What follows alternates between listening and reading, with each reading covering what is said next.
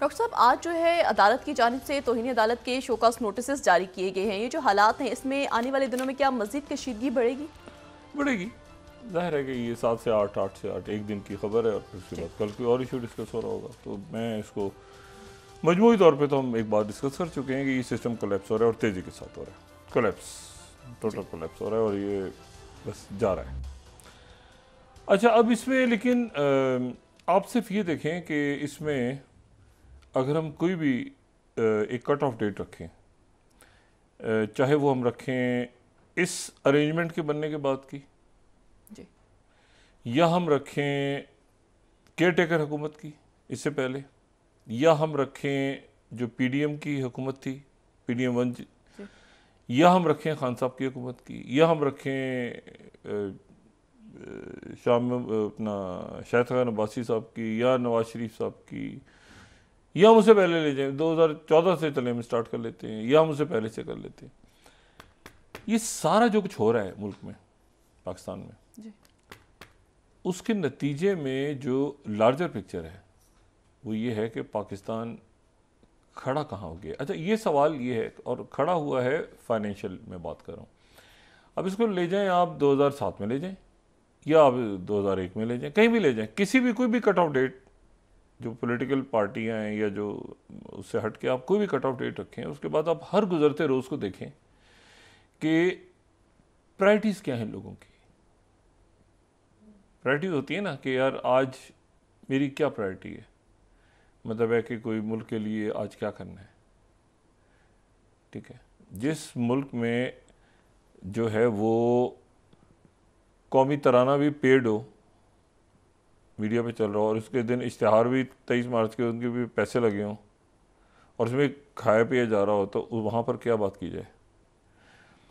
Issue ये है कि इस पूरे अरसे में अगर आप देखें तो सवाए एक चीज़ के कि यहाँ से एग्ज़िट हुआ और उसका पाकिस्तान पे जो लोग बात करते थे कि ये कंबोडिया बन जाएगा या इतना नुकसान होगा, खाना जंगी हो जाएगी, खुदा जाने क्या हो जाएगा। बहुत बड़ी तादाद में फ़ौजें थीं और यहाँ पे उसके बाद एक हुकूमत उनका सेटअप बना है और वो ठीक होगा। मैं तो पूरी उम्मीद करता हूँ कि वो ठीक होगा। आने वाले दिनों में खुद ही वो अपने आप को ठीक करेंगे। कोई चाइना है, रशिया है, वो यहाँ पे ज़्यादा इस इलाके में गड़बड़ बर्दाश्त नहीं करेंगे। लेकिन पाकिस्तान ने अगर आप देखें कि आपके इश्यूज़ क्या हैं और पाकिस्तान कहाँ जाके खड़ा हुआ है आज इन्वेस्टमेंट के हवाले से। बाकी तो तकारीर है ना सारी कि ये कर देंगे तो वो कर देंगे, तो सिंगापुर बना देंगे, तो फलां कर देंगे, तो ढिमाकना कर देंगे। लेकिन अगर आप ये पिछले 10-15 सालों को या 20 सालों का कहीं से भी कट ऑफ डेट लगा लें आप, तो IMF का डेलीगेशन बैठा हुआ 23 तारीख तक बैठा है। खामोशी से उनसे बात हो रही है और बात सामने डिस्कस नहीं की जा रही है अवाम के कि क्या है। लेकिन हमारे मेहताब हैदर साहब हैं, शहबाज राना हैं, बाकी लोग हैं जो नज़र रखते हैं बहुत ज़्यादा मईशत पर, अंदर की ख़बरें निकाल के लाते हैं। तो इस वक्त असल मामला ये कि आने वाले दिनों में पाकिस्तान के साथ, मतलब पाकिस्तानियों के साथ क्या आने वाला है। पाकिस्तान तो उसमें हमें उनको भी इंक्लूड करना पड़ेगा ना जिन्होंने बाहर भाग जाना है, जो कह रहे हैं कि जी हमारे पास पैसा है तो है ना, हमारा दिल करेगा हम जहाँ मर्जी लगाएं, हम जहाँ मर्जी, हम तो रहते ही नहीं है इधर, हम तो। और जा जाके अच्छा वो भी अब ख़त्म हो गया किस्सा कि वो जाके कहेंगे कि सरमायाकारी करने हमारे हैं, क्योंकि उनका तो वो तो खुद उनके बयान सबके आ रहे हैं कि भाई हमारा अगर बाहर पैसा है तो हम बाहर में ज़्यादा आज़ादी से हम रहते हैं, तो क्यों है, हमारी मर्जी है, कौन है जो हमसे पूछे। ये भी तो एक दिलचस्प किस्सा आ रहा है ना सामने। तो यहाँ तो जिन्होंने रहना मरना है वो पूछे, हम क्यों पूछ रहे हैं। ठीक है ना, हमारी तो जहाँ मर्जी हम पैसा लगाएं। यहाँ जो बेचारा तनूर वाला, जो बेचारे इंडस्ट्रियलिस्ट हैं जिनके पास कुछ नहीं, तो वो क्या करें, वो भी बेच बूझ के बाहर निकल जाएं। ठीक है, ये भी एक तमाशा पहली दफ़ा ये हो रहा है, इस तरह कभी हुआ नहीं है। ये भी एक नया मंजरनामा है। ठीक है, और उन लोगों को प्रोटेक्शन भी है, ऐसा भी कभी नहीं हुआ। मतलब है कि एक मैंने आज ये बात पूछी काफ़ी अपने दोस्त अहबाब से कि आखिरी दफ़ा स्कूप होता है ना मीडिया में, जर्नलिज्म में स्कूप होते हैं। हम तो जाहिर है कि जितना हमने देखा अपने सीनियर्स को, अपने कोलीग्स से सीखा सारा, तो स्कूप होता है अमूमन जो मीडिया करता है वो करता है करप्शन की स्टोरीज पे। या ये है कि अगर या बीट है किसी की, तो बीट रिपोर्टर्स जो हैं या बीट के जो कवर कर रहे हैं वो इकोनॉमी पे लिखेंगे, अदालत है तो अदालती मामला पे। लेकिन अदरवाइज जो इन्वेस्टिगेटिव रिपोर्टर्स हैं वो स्टोरीज करते हैं करप्शन की, मेगा करप्शन की। तो मैंने कहा आखिरी दफ़ा ये मेगा करप्शन की स्टोरी कब आई है? तो वैसे स्टोरी नहीं आ रही। यानी करप्शन की स्टोरियां ही, यानी पहली दफ़ा ऐसा हुआ है। वरना ये होता था, मैं आपको बड़े एक इंटरेस्टिंग बात बताऊं, कि स्टोरीज मीडिया में आती थी और उनके ऊपर फिर एक्शन होता था। और ये भी मैं कोई 100 साल पुरानी बात नहीं कर रहा कि जी अब जैसे गंदुम स्कैंडल है, अब गंदुम स्कैंडल को ये नहीं कि गंदुम स्कैंडल के जिम्मेदारों को कटहरे तक लाया जाए, मतलब कोशिश ये कि गंदुम स्कैंडल दब जाए, लोग भूल जाएं कि यार गंदुम को भी कभी कुछ स्कैंडल था। ये पहली दफ़ा ये मैं कह रहा हूँ सिस्टम कोलैप्स होगा, वो ऐसे यही उसकी ये निशानी है कि जी वो मतलब है कि दरमियान में छोटा सा फेज़ आया था जो इम्प्रेशन क्रिएट हुआ था कि जी वो मनी लॉन्डर्स को, स्मगलर्स को रोका जा रहा है, उसके नतीजे में वो सारा का सारा कहीं गायब हो गया और लोगों में बड़ी उम्मीद सी बनी थी। लेकिन देखें ना अब जो सिचुएशन क्रिएट हुई है तो वो तो बड़ी अजीब सी हो गई है, बड़ी अजीब सी सूरत हाल क्रिएट हो गई है। अब इससे कैसे निकलना है रे? आप देखें ना कब आया था, सिर्फ एक करप्शन स्कैंडल चल रहा है सुबह से लेकर शाम तक, और वो चले, मतलब उसमें मुझे कोई इतराज़ नहीं। वो है 190 मिलियन पाउंड चले जा रहा है, चले जा रहा है, चले जा रहा है, चले जा रहा है। फर्क होगी तोशा खाना, भाई जो मर्जी करना है करें उसको, मगर बाकी क्या हो रहा है मुल्क में वो उसको तरह दबा के रखना है।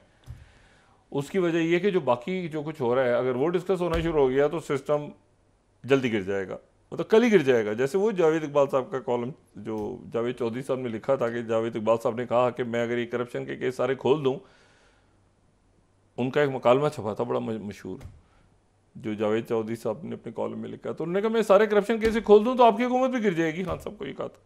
तो हाँ फिर उसके बाद क्या हुआ, वो एक गलत खानी तैयबा गोल और वो सारा मामला चलता। लेकिन मसला ये है कि ये इतना करप्ट सिस्टम है अक्रॉस द बोर्ड कि इसको इतना सा भी छेड़ेंगे ना अगर किसी को, इतना सा भी, तो जैसे छोटी सी ईंट नहीं तो पूरा किला गिर जाता है। ये खड़ा ही करप्शन पे है। अच्छा मसला ये है कि जिन्होंने खान साहब के दौर में करप्शन की उनमें से मेजॉरिटी चली गई, वो आईपीपी में इधर उधर चले गए, उधर वो जाके छुपे बैठे हैं।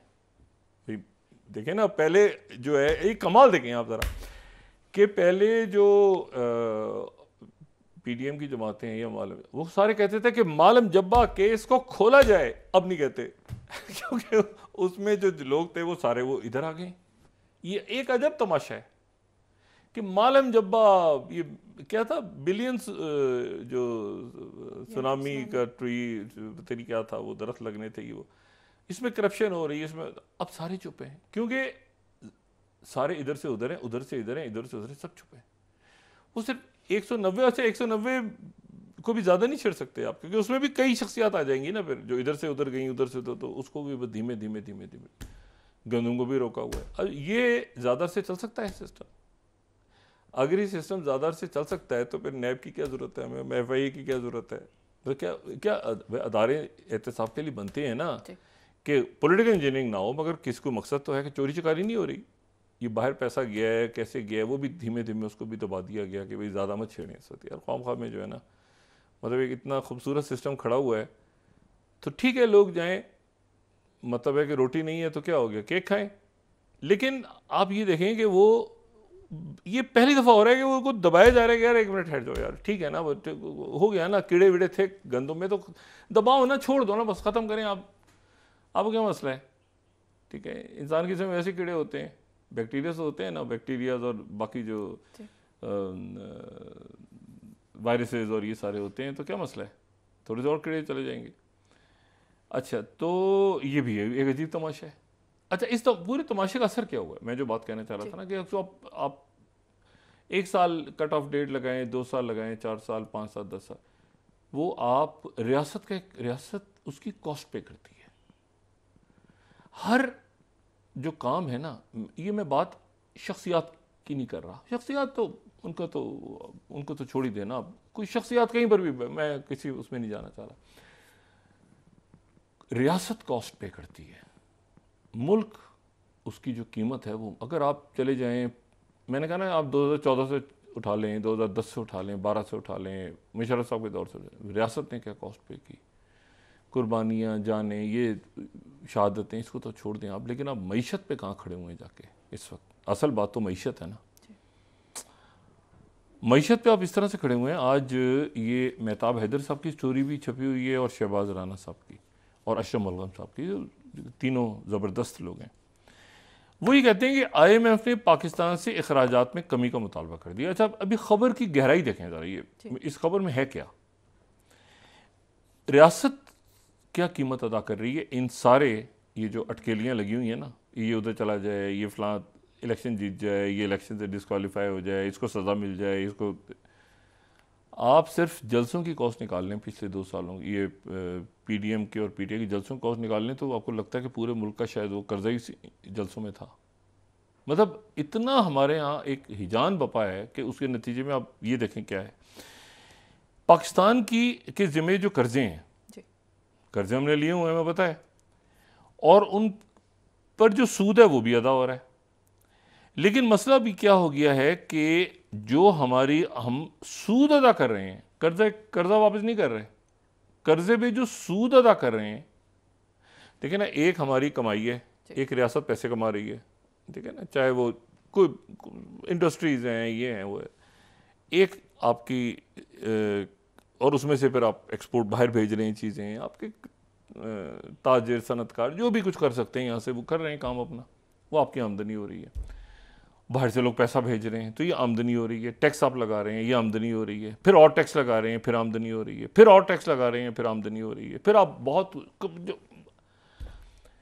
अब जो आमदनी हो रही है, एक तरफ आमदनी हो रही है और एक तरफ अखराजात हैं और कर्जा है।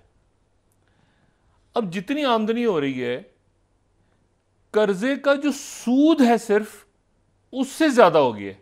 कर्जा अपनी जगह है, टोटल आमदनी से कर्जों का जो सूद आपने अदा करना है वो उस सूद कहीं ज्यादा हो चुका है। यानी मिसाल के तौर पे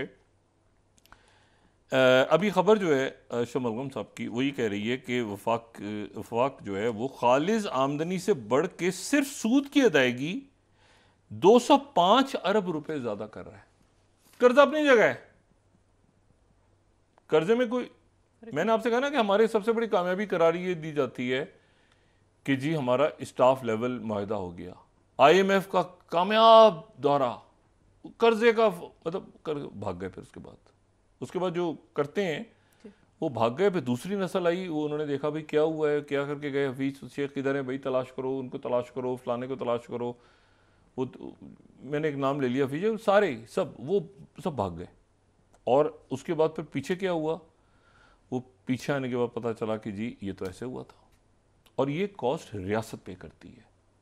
और चूंकि अकाबरीन को भी कहीं वो भी अपनी देख रहे होते हैं, सिलसिला इधर उधर हमने दाएं बाएं हो जाना है कहीं, तो उसका रिजल्ट ये निकल रहा है कि अब जाके अगले माली साल कर्जों पे सूद 9,787 अरब रुपए तक चला जाएगा, यानी सूद। अच्छा, इसमें जो है, और यानी सूद पे 1,068 अरब अजाफी अखराजात होंगे। सूद की बात हो रही है, अब हम कर्जों की बात नहीं हो रही। अच्छा, अब हम जा रहे हैं लॉन्ग टर्म इनके साथ मुआहदा करने, IMF के साथ। वो पूरी सलाह रही है, टॉप सीक्रेट, डिस्कस नहीं होना चाहिए, पब्लिक को पता ना चले क्या हो रहा है, क्या नहीं हो रहा, क्या नहीं हो रहा। वो 23 तारीख तक यहाँ से जाएंगे और जी देखें, ये तो मुल्क के खिलाफ बात हो जाएगी ना, ये तो मुल्क के खिलाफ बात होगी। अगर आपने पूछा कि कर्जों कैसे आप चाहते हैं मुल्क खत्म, ये भी तो किस्सा चलता है ना यहाँ पे। मतलब मैं पूछूं अगर मिसाल के तौर पे कि भाईजान ये जो आप बैठे हैं क्यू ब्लॉक में, तो ये तो पाकिस्तानियों ने कर्जा वापस करना है ना, आप जरा हमें बताएंगे कि कर्जा किन शर्तों पे ले रहे हैं? तो आगे से क्या जवाब आएगा? आप गद्दाराने वतन हैं, आप चाहते हैं कि पाकिस्तान श्रीलंका डिफॉल्ट। कहेंगे भाई पीछे हो जाओ यार, आपने तो इतना पूछा है कि भाईजान ये कर्जे किन शराइत पे ले रहे हैं आप, टॉप सीक्रेट। फिर ये निकल जाएंगे, फिर दूसरे आएंगे, वो एक एटीट्यूड होगा। आप चाहते हैं कि मुल्क कर्जा ना, मुल्क दिवालिया हो जाए। खरबों रुपए की जायदादें हैं बाहर, खरबों रुपए की, डॉलर्स में। और ये मैंने आपसे कहा ना कि अब ऐसी जगह आ गई है कि इसको चलाना भी चाहेंगे तो सिस्टम नहीं चल रहा।